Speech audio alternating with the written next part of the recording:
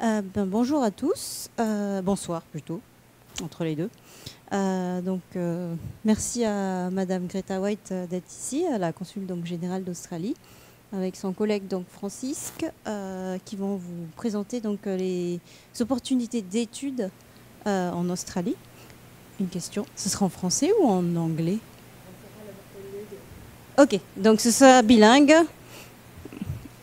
Sinon, Madame la consul, comme vous voyez, parle très bien français, donc il n'y a aucun souci là-dessus. Merci. Je vous laisse le... Oui, génial. Alors, du coup, la présentation, c'est en anglais. Alors, c'est déjà une petite épreuve pour vous, parce que c'est vrai, il faut avoir un bon niveau d'anglais quand même. Alors, vous verrez. Mais après, sur les aspects techniques, c'est mon collègue Francis qui va expliquer en français. Donc, comme ça, c'est bien pris. Mais là, ça fait déjà 10 ans que j'ai étudié en Australie, mais je vais vous expliquer la vie en Australie quand vous étudiez là-bas. Et je sais aussi, on a un étudiant australien qui peut peut-être aussi ajouter des petits trucs un peu plus récents. OK, alors, je vais switcher en anglais. So to study in Australia, I think it's an incredible privilege. Life in Australia as a student is very vibrant. There are some cities that have a lot of students, so life is very dynamic. Transport can be very good. Food can be very cheap. It's very diverse. It's very different to French Polynesia, which is why it's a wonderful experience to take. Even if I speak briefly about Australians, c'est pas souvent que les gens parlent notre langue, ça c'est sûr. So I do think having a good level of English is very important so that you will really survive. Un peu comme ici, comme je parle français, c'est beaucoup mieux pour moi, c'est plus facile. So you have many different opportunities, many different universities to study in Australia. Some are recognised very highly, like here we have 9 of the world's top 100 universities. They tend to be in the larger cities. So I know you're University of Melbourne, there's University of Sydney, Perth. These are all cities on the perimeter of our country. And then, of course, you have smaller universities, like James Cook universities, and those who specialise maybe a little bit more in agriculture or in more specific areas. So Francis will also tell you a little bit about them. I'll highlight 2 case studies today, 2 different universities, just as an example. But you should do a little Google search to understand the breadth of universities we have. So I think one of the big differences in Australia that I understand from different institutions is that you're encouraged to think critically in Australia. I think our learning is not rote learned. We don't tell you what to think, we encourage you to analyse. And I think that's a huge skill that you will take away by studying in Australia, to think critically about how would I solve this. And I think employers in many different industries really appreciate an ability to question and problem solve and come with solutions. That's certainly something I've seen come from scholars who return. They say, I haven't thought this way before. C'est une façon vraiment différente de penser. You'll also find in, I won't compare too much parce que je n'ai pas fait mes études ici, but staff members will really look after you. I think you won't be left alone when you're in Australia to defend for yourself. I think it's a very well supported program. So there will be others just like you from the Pacific who will study, and you'll have almost like a cohort, a network, un petit réseau des autres étudiants qui va à côté de toi. They will look after your well-being. I think this is one thing that is important, to know that maybe it's your first time abroad, first time studying, you will be looked after as an international student. Je vais passer par toutes les choses très positives en fait.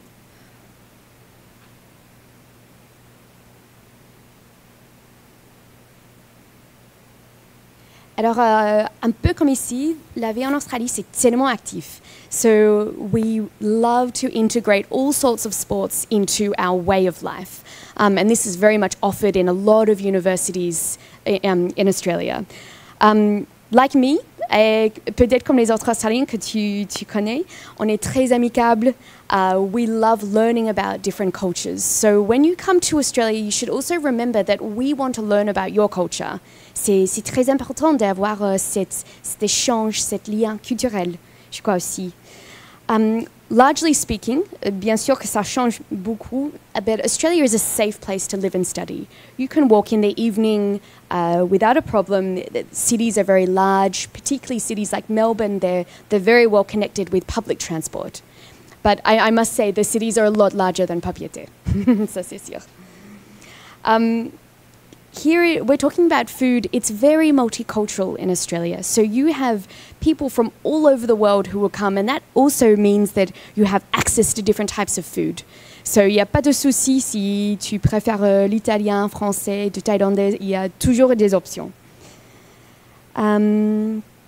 Student cities, il y a 50 student cities, c'est beaucoup.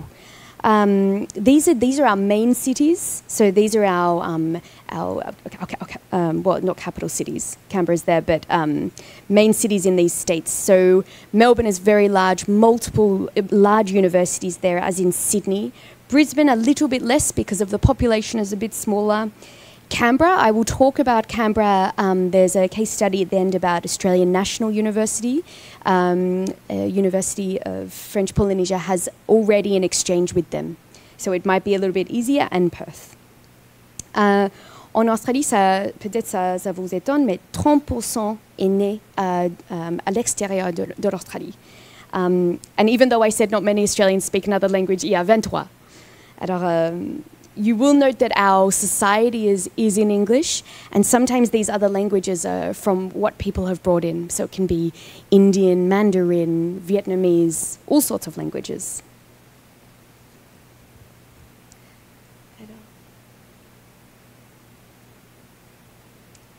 So je vais focus on 2 universités seulement juste pour vous donner un petit goût de ce qu'il y a, mais bien sûr, il y a beaucoup plus.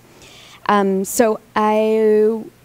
vais évoquer ANU parce que, en fait, it's a very well-known university. Canberra, c'est notre capitale administrative.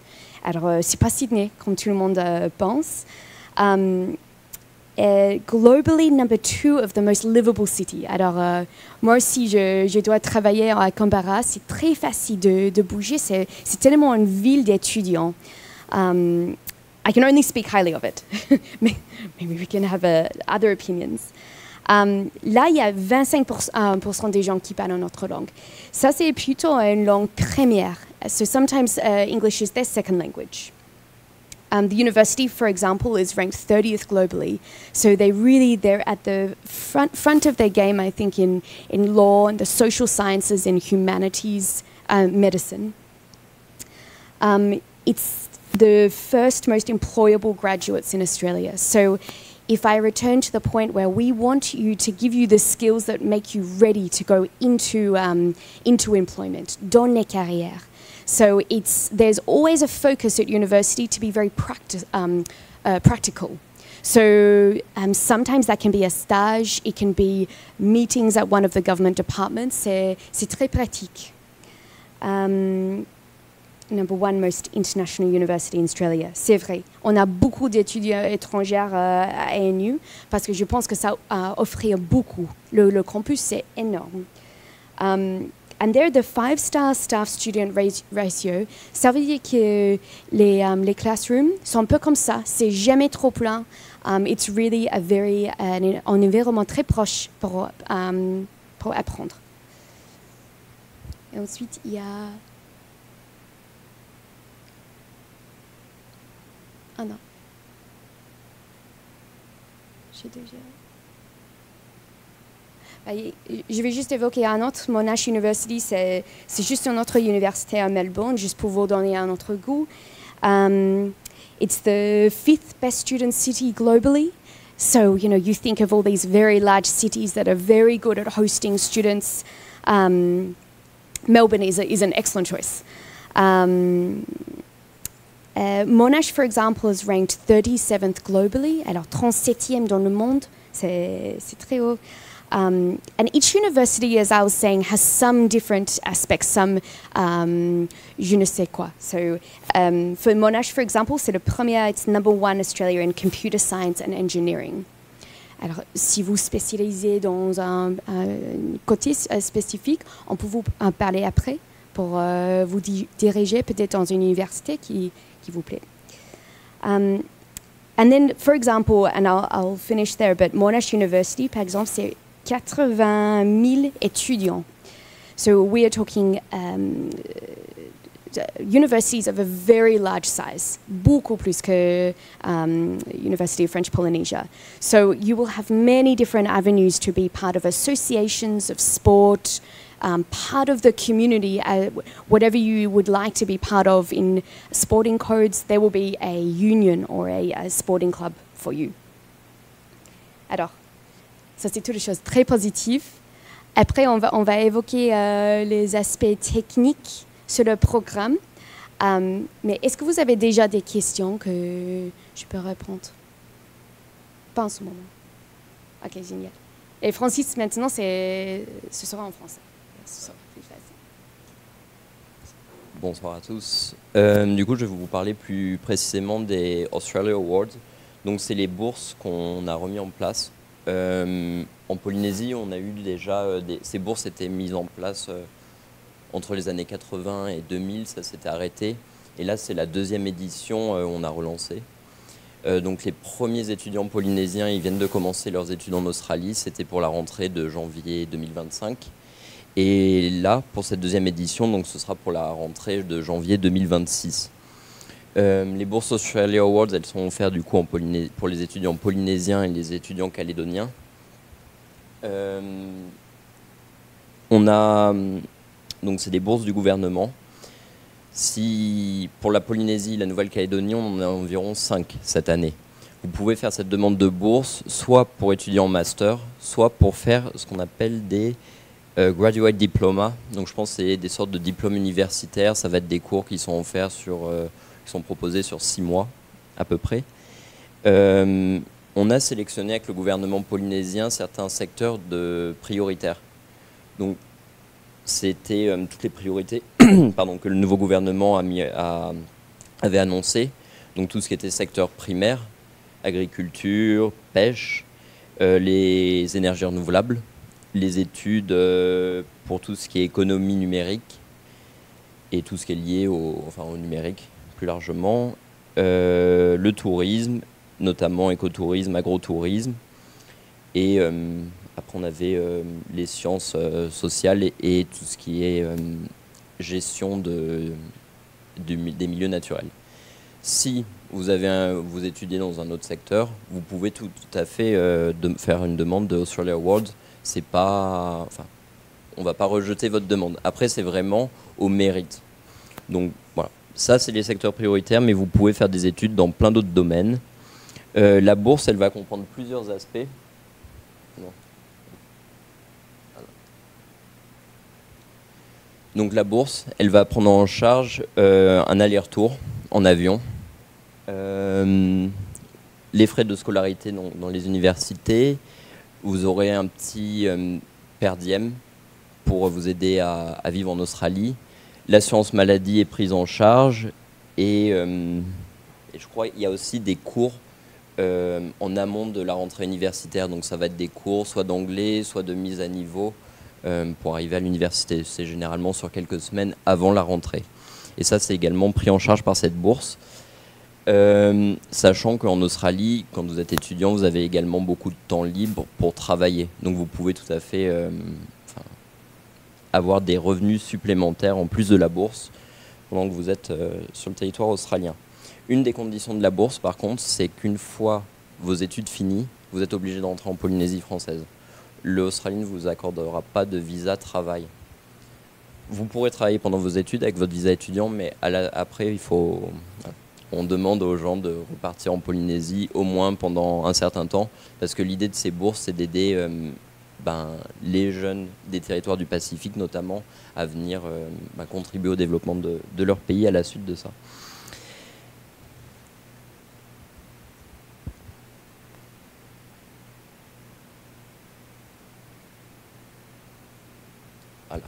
éligibilité. Donc avoir au moins 18 ans au 1er février 2026. Donc c'est des bourses, il faut avoir validé sa licence ou son bachelor. Être de nationalité française et avoir fait la majorité de ses études dans une des 3 collectivités françaises du Pacifique, donc soit la Nouvelle-Calédonie, la Polynésie ou Wallis et Futuna. Avoir un niveau d'anglais requis. Donc on va vous demander de passer des tests de langue, donc notamment le IELTS ou le TOEFL. Et en fonction de vos résultats, vous serez éligible ou non à la bourse. Sachant que ces tests ne peuvent pas être passés en présentiel en Polynésie française, donc on fait une exception, on accepte les versions numériques, enfin les versions en ligne de ces tests, uniquement dans le cadre des Australia Awards. Ça c'est un accord, on ne peut pas le faire pour d'autres si vous allez vous inscrire dans une fac hors de ce programme de bourse. Donc on a ouvert... Oui, et il ne faut pas avoir de master. Aussi, si vous êtes franco-australien ou franco-néo-zélandais, vous ne pouvez pas faire la demande de bourse, malheureusement. Ni si vous êtes résident permanent australien. Et la question des visas après, l'obligation de quitter l'Australie à la fin des études. Donc là, les diplômes d'études supérieures, c'était ces diplômes sur 6 mois que j'avais évoqués précédemment. Les masters, on a 55 universités qui font partie de ce programme. C'est aux étudiants d'aller choisir les masters qui peuvent les intéresser dans ces universités et ensuite de proposer leur dossier, monter leur dossier. Il y aura un entretien, donc il faudra expliquer pourquoi vous avez choisi cette université, pourquoi vous avez choisi ce parcours, comment vous souhaitez utiliser les connaissances apprises en Australie pour revenir justement mettre en place des projets ou contribuer au développement du pays d'origine. Alors, le processus de candidature, il se fait en ligne. Il faut aller sur ce logiciel-là, oasis.defad.gov.au. Le lien, on pourra vous envoyer le PowerPoint, enfin l'université a le PowerPoint, donc ils pourront vous transmettre le lien. On a également ce document-là que j'ai imprimé, il est disponible sur le site du Consulat général d'Australie à Papeete. Donc si vous tapez sur Internet, vous trouverez ce document et il y a le lien vers le site Oasis pour faire votre profil de candidature. Les candidatures, elles sont gérées par le Consulat d'Australie à Nouméa. Donc on a nos collègues calédoniens qui devraient venir en avril. Donc ce sera vers la toute fin des candidatures. C'est possible de candidater.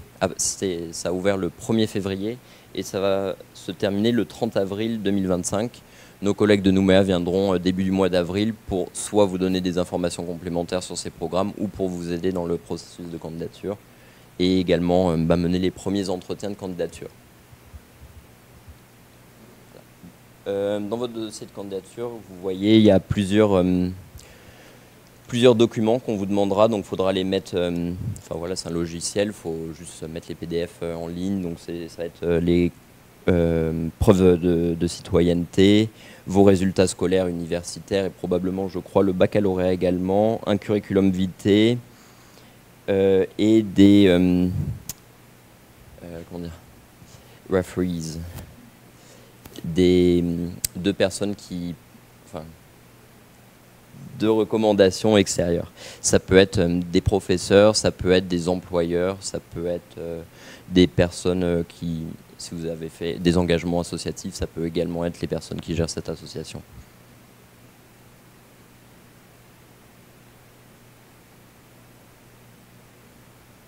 Voilà. Donc ça, par exemple, ça va être les questions qu'on va vous poser lors de l'entretien.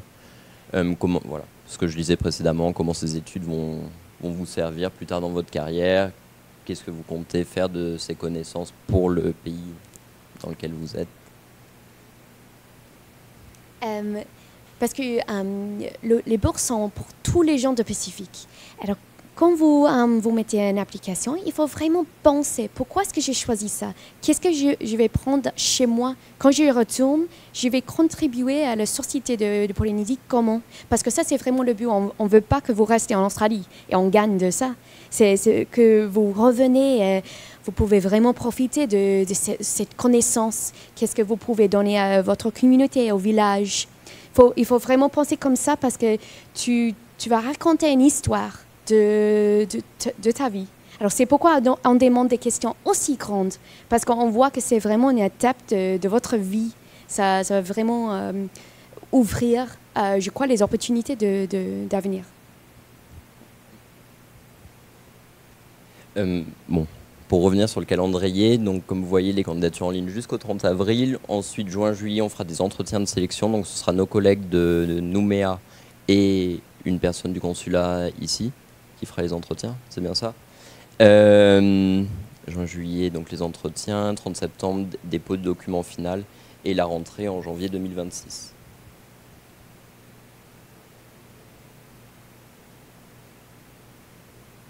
Donc, comme je vous disais, ça, voilà, c'est la première cohorte, donc 2025. On a pu offrir 11 bourses réparties entre la Calédonie et la Polynésie française. Et on en a eu 3 de Polynésie qui ont été sélectionnées. Donc ça, c'est une des étudiantes qui vient de faire sa rentrée à l'université de James Cook et en biologie marine. Pour parler rapidement de l'université de James Cook, donc c'est à Townsville, dans le Queensland, donc au nord de l'Australie. C'est une université qui a un grand département en biologie marine et c'est aussi une université qui accueille beaucoup d'étudiants du Pacifique. Donc il y a une grosse communauté océanienne dans cette université et ils ont beaucoup de programmes dans la région. Donc par exemple, James Cook University, ils ont beaucoup de programmes de recherche avec le CRIOB, avec, je crois que l'UPF, ils n'ont pas des partenariats. Vous avez des partenariats ou? Non, c'est en cours en fait. On a des partenariats scientifiques en biologie marine justement, mais pas encore en échange d'étudiants. D'accord.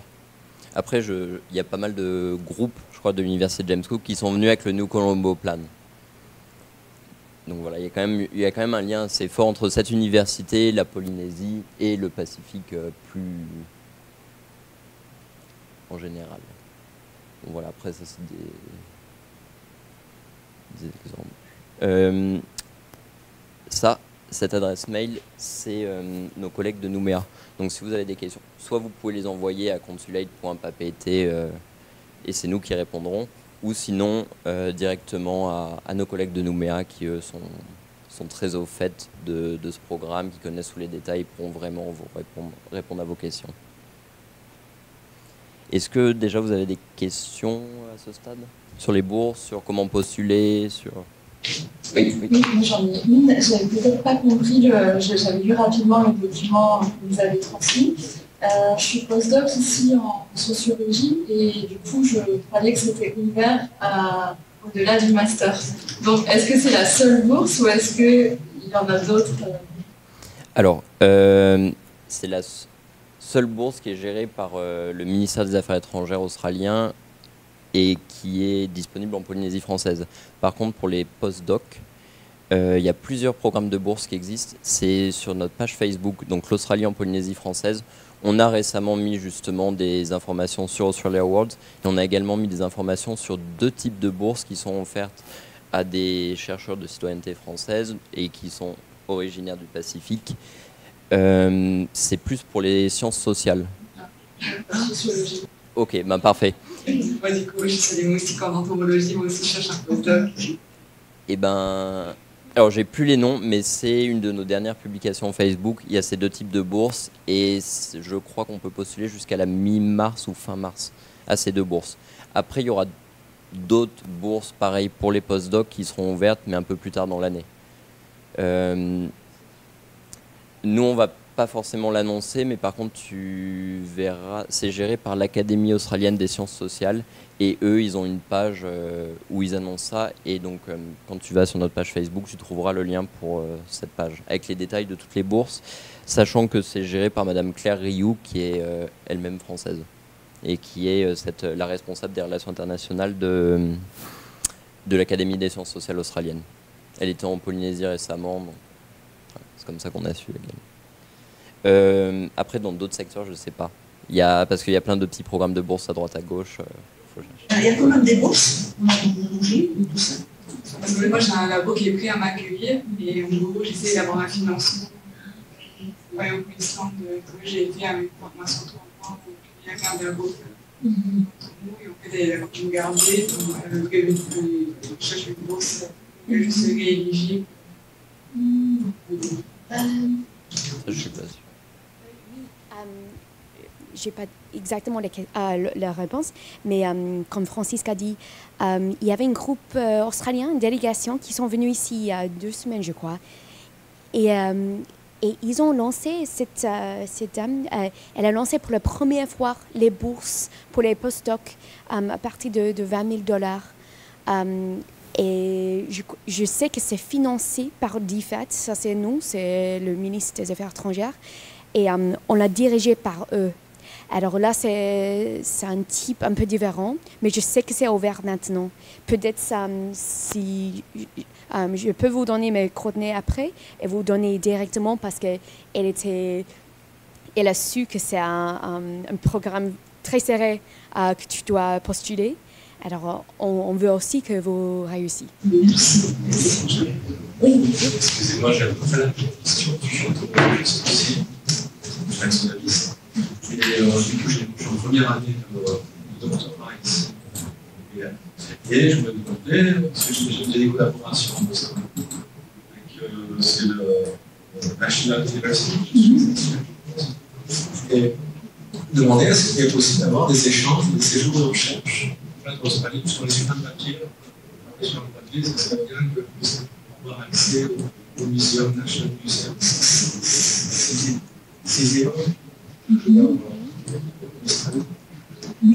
travailler en collaboration avec les chercheurs au Muséum de Paris. Ouais, en fait, j'ai cru qu'on a déjà eu un partenariat avec, entre l'Université Polynésie française et ANU. Alors, mais là, il vaut mieux de regarder avec les institutions parce qu'on le laisse, en fait, d'avoir cet échange. Mais je sais qu'il y a déjà quelque chose vraiment mis en place.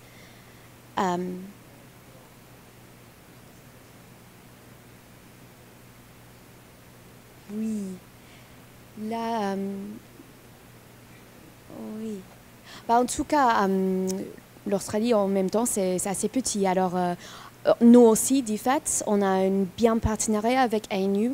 Alors, au cas où, si tu n'as pas des contacts, moi, je peux demander un contact à l'université pour vous mettre en contact.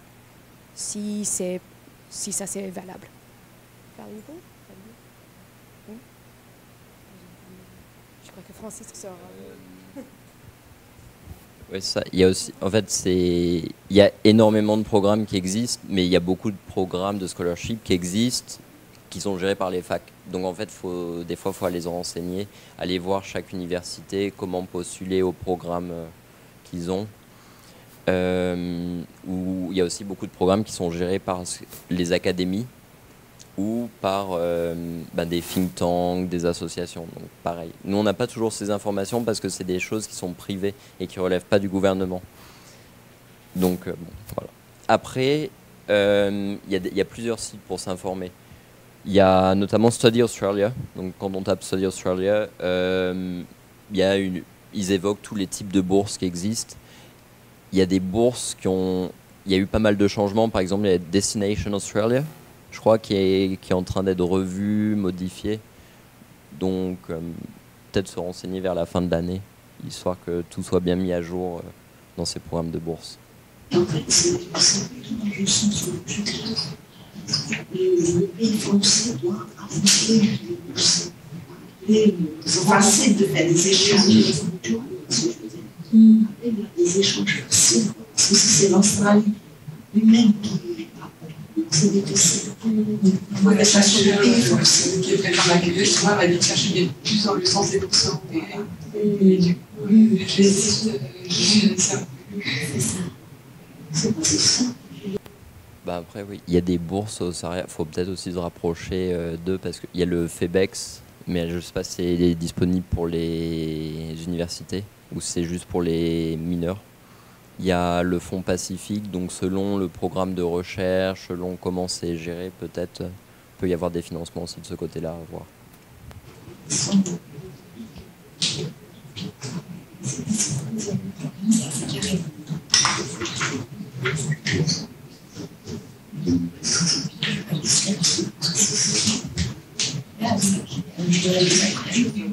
Ah oui.